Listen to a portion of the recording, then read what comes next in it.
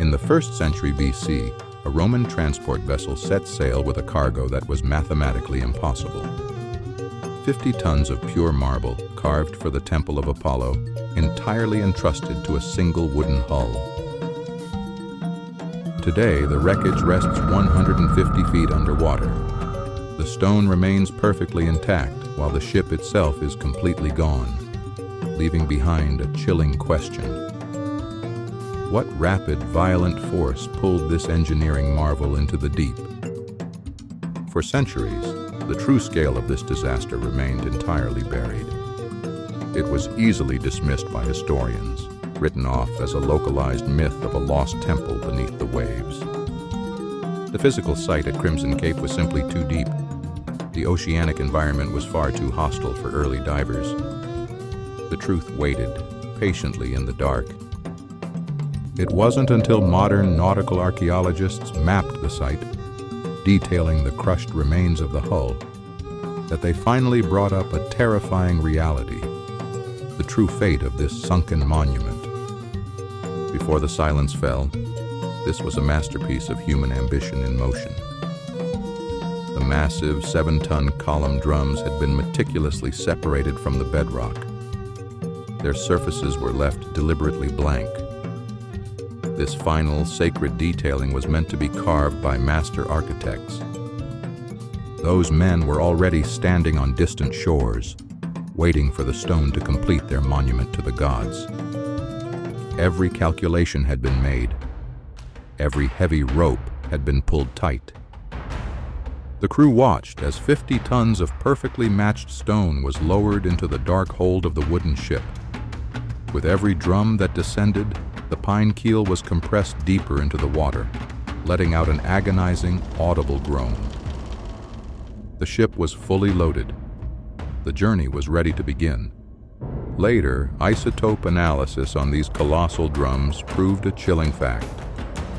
This wasn't just raw rock lost in transit. It was the exact, mathematically matched marble destined for the Temple of Apollo. The vessel moved out onto the open Aegean, a heavy, lumbering silhouette carrying the literal weight of a temple within its ribs.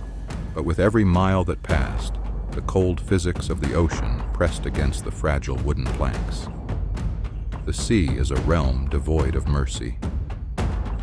The sheer mass of the cargo meant the margin for buoyancy was reduced to absolute zero. A typical Roman merchant ship relied on its wooden hull flexing naturally with the waves. But compressed beneath 50 tons of unyielding marble, the pine keel could not breathe. Every single swell struck the rigid hull like a hammer blow. The crew would have heard the agonizing, continuous shriek of timber, bowing under a mathematical impossibility. The water did not offer a slow, forgiving warning, nor allow the sailors hours to frantically bail. They could not simply jettison their divine 7-ton burdens. The physical reality of the ocean violently exploited the structural fatigue of the overloaded keel. In the pitch-black hold, the deafening, explosive sound of the massive pine hull disintegrating under the payload would have drowned out any human cry. The perfectly undisturbed alignment of the drums on the seabed proves the terror of their final moments. The ship didn't slowly take on water.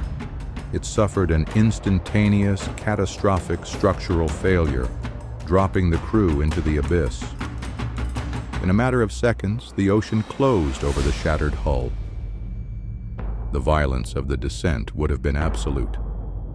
50 tons of mathematically perfected stone plunged through the water column in a terrifying freefall. It dragged the splintering remains of the ship, and every man aboard, directly into the black mud. No driftwood bobbed to the surface. No survivors washed ashore. On the distant shores of Claros, the architects and priests continued to scan the horizon. They watched the empty trade routes, entirely unaware that their holy masterpiece was already entombed in total darkness. The ocean does not care if you are building a monument for the gods. 50 tons of sacred stone sinks just as fast as 50 tons of lead. We assume the Romans had mastered monumental transport. But the crushed pine timbers beneath the marble reveal a chilling truth. This wasn't a custom-built engineering marvel, but a standard wooden merchant ship, dangerously overloaded by 50 tons. When archaeologists reached the ocean floor, they documented a terrifying contradiction to everything we thought we knew. At exactly 150 feet below the surface, the 8 massive drums rest in a mathematically perfect formation. This is the detail that defies all logic. The cargo did not shift. It did not roll. The 50-ton weight slammed straight down, pulverizing the wood into splinters. Classical texts boast of impenetrable Roman ships, custom-built for such voyages. But the surviving joints from the wreckage completely contradict the archives, proving the crew was sent into the Aegean on an ordinary hull, one that never had a chance against the crushing weight. Did a sudden, localized storm overwhelm the low-riding vessel? If water breached the deck, the added weight would have pushed the ship past the point of buoyancy in seconds. Yet this theory struggles to explain the pristine archaeology of the site. If a violent storm tossed the ship, the massive unlashed drums should have rolled and scattered in the chaos, not landed in a perfect rectangle. Maritime historians propose a far more unsettling reality: extreme reckless hubris. Under the sheer continuous stress of 50 tons, the keel didn't need a storm to break. The wood simply shattered from within, mid-voyage. It disintegrated beneath the feet of the Roman ship crew on a perfectly calm day. Did the sea violently rise up to claim them? Or did a single silent mathematical error by the builders drop them into the dark? If the captain of this wooden ship could send one message forward, from the exact moment he realized 50 tons of stone was dragging him into the abyss, what do you think he would want us to know?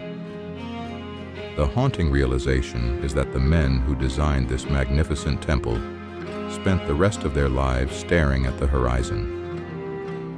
They waited for a holy monument that was already resting eternally in the cold dark. Just a few miles off the coast, if this story stayed with you, there are more where it came from. These are the stories that history recorded, then buried. Subscribe to Eon Discoveries and join us as we uncover the mysteries of the ancient world that refuse to stay submerged.